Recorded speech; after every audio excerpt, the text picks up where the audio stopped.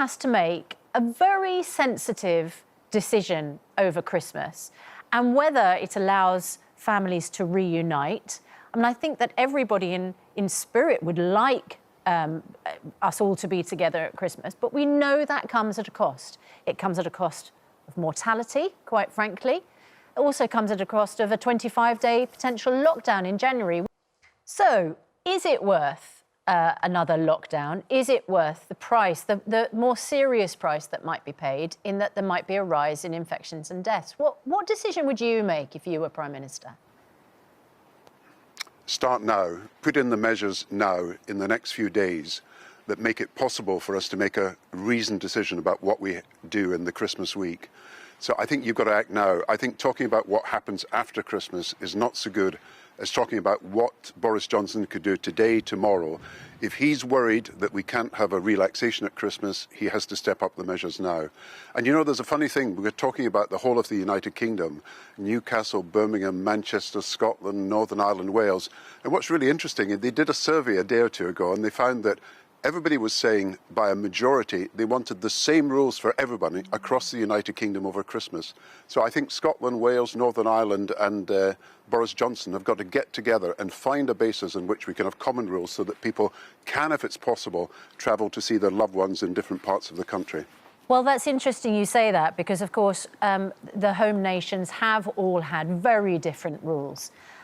Scotland has been stricter at times, you know, Wales and Northern Ireland all put in circuit breaker lockdowns earlier than England. How has the pandemic had an impact on independence and devolution, do you think? Boris Johnson told MPs he thought it had been a disaster, and I wonder whether this pandemic has almost borne that out. Look, I think we're all fed up. I think in every part of the United Kingdom, people don't feel they've been consulted, they don't feel they've been listened to. They think people are holed up in number 10, faction-ridden and not making the right decisions. And really, you've got to bring the country together. Boris has got to consult the regions and the nations. We've got to find a better way after this crisis of working together. We should be talking to each other, consulting each other, working with each other. And I think that's what's missing. And that's why there's not the sense of unity, the sense of common purpose that we had at the beginning of the crisis. People really do feel fed up, whether it's over the quarantine or whether it was lockdowns or whether it's employment protection. People just don't feel they're being listened to. But hang on a moment. Boris Johnson, the other thing that Boris Johnson said that ruffled feathers was that it was Tony Blair's greatest mistake.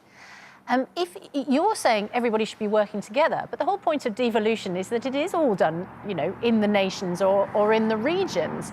And there are huge arguments that things like local lockdowns or local testing or local track and trace are more effective. So, you know, does devolution work in a situation like this or not? Yeah, that's the point. If you can respond to local needs and local sensitivities by making decisions at a local level, you should do so. But we've got to find a way of cooperating. Devolution is not about people breaking up. It's not about people fighting each other. It's not about standoffs all the time, as we're seeing during this crisis. It's about people recognizing that there are different local needs, finding a way of working together right across this great United Kingdom. And unless we have a decision-making forum that involves the regions, the mayors, of course, the first ministers, with Boris Johnson, we won't get the sort of unity that we need. And that's what's really missing. And that's why we really do need to think about how we have a constitutional change that builds out of our experience that we didn't quite get it right over COVID, and we haven't got it quite right over fighting the recession. Gordon, how concerned are you that every time Boris Johnson talks about these issues, that there is a spike, certainly north of the border, regarding independence and nationalism and people wanting to sort of support their own country and their own flag? Ian Blackford's been talking about, leader of the SNP in Westminster, has been talking about a referendum in 2021, saying that if they win the Scottish parliamentary elections, they will have a mandate to put that referendum to the people of Scotland yet again. Well, I don't know anybody that I talk to who feels you can have a referendum in 2021. We're in the midst of COVID and we're in the midst of an economic recession, and people are more worried about their jobs and they don't want a divisive referendum during the next few months. But you know, when I look at it, yes, there's a majority of Scottish people who are really dissatisfied. They don't think it's working for them. But when you actually dig in deeper, the vast majority want us to cooperate. They want us to work together. They feel there's common cause. They feel they share a lot in common with the rest of the United Kingdom, and they want not the conflicts we're having, they want some form of cooperation. And that's why you've got to find a better way of making people feel that they're part of the same project, that they're working together for the same cause. And after all, we face the same virus, the same recession, the same need to find a cure, the same need to get vaccines to everyone. But if Boris Johnson is so divisive, and it seemingly, whenever he does speak, it does inspire the Scots to sort of go away from the union, how on earth can you make him appealing enough in a way that makes people feel like actually that shared goal is what we all need, that shared union is more powerful than independence? Well, he's got to change. You know, when I was Prime Minister, Boris Johnson said no Scot should ever be Prime Minister of the United Kingdom. I used to joke, I said he was thinking of Michael Gove and not me. But he's got to change his attitude. He's got to find a way of saying, I am Prime Minister of the United Kingdom. It's my job to bring people together. It's not my job to divide and rule. It's not my job to attack one group of people as against another. There's no chance of ending devolution, as he's suggesting. It's going to continue because the mayors in the north and Wales and Northern Ireland all welcome the fact that they've got some local decision-making power. But the key to this is that even with the local decision-making people know they need to cooperate. They know they need on the big issues to work together. And we've got to find a better way of bringing people together to do that. And my whole point is we've just got to rethink the way we work together. We're learning lessons from this COVID. We're learning lessons from the recession and the need to protect jobs. And one of the lessons we're learning is we need to find a way of working together better. OK, well, working together is also something that applies to the Labour Party right now. Former leader Jeremy Corbyn exactly. Will not have the whip restored. So in plain terms, that means he's part of the Labour Party, but not at Westminster. You know, what's going to happen to the Labour Party? Jeremy Corbyn has huge support from a certain part of the Labour Party. I mean, it's going to be a thorn in Keir Starmer's side, isn't it, this issue? Well, Jeremy's got to make a full apology. No ifs, no buts, no caveats, no qualifying sentences. He's got to admit he got it wrong. There is no place for anti-Semitism, no place for any form of discrimination in our society. And if people are in any doubt about where he stands, he's got to make it absolutely clear. He will have no truck with anti-Semitism at any time in the future. And until he makes that clear, Keir Starmer will, I suppose, continue to insist that he stays outside the Labour Party in Parliament, even although he's a member of the Labour Party. I mean, it's a very odd situation, isn't it, for anyone looking in? You know, is Jeremy Corbyn welcome in the Labour Party or not?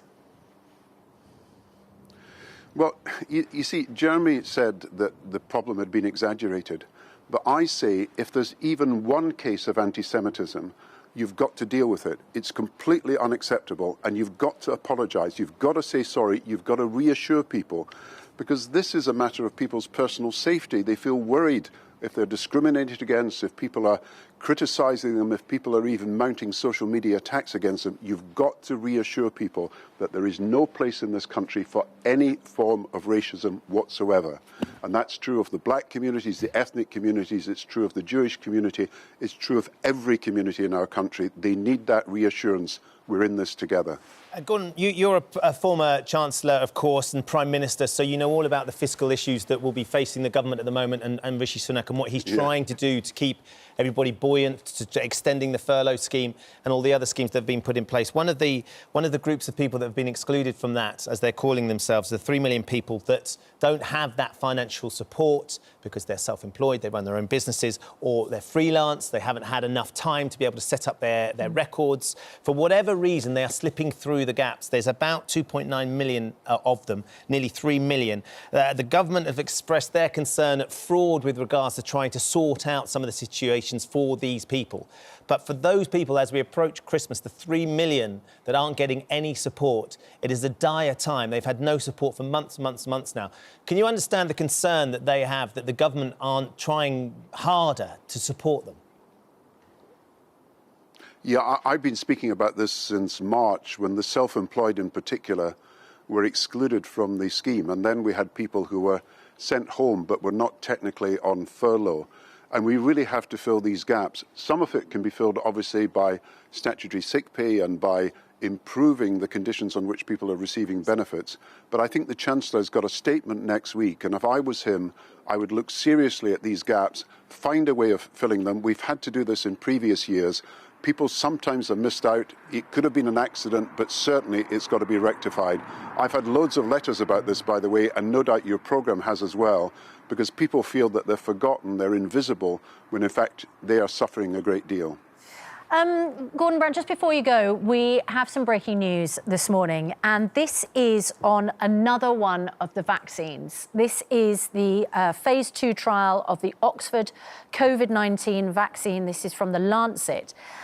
In healthy older adults, it finds it is safe and provokes an immune response. A study of 560 healthy adults, including 240 over the age of 70, presents preliminary findings on safety and immune responses. It's better tolerated in older people compared to younger adults and produces a similar immune response in old and young adults. I mean, we seem all of a sudden to be getting good news on vaccinations. Yesterday, we found out that following the news about the Moderna vaccine being 95% effective, now Pfizer say that their vaccine is 95% effective. There are still people who are concerned about it. Will you be taking the vaccine? Of course I'll take the vaccine, but I'll wait my place in the queue, because there are people more needy than me to get it, particularly people who are working on the front line in social care and the health service. But, you know, it's great news. There's been 100 different attempts at a vaccine. 3 have now succeeded, at least we know they've succeeded so far.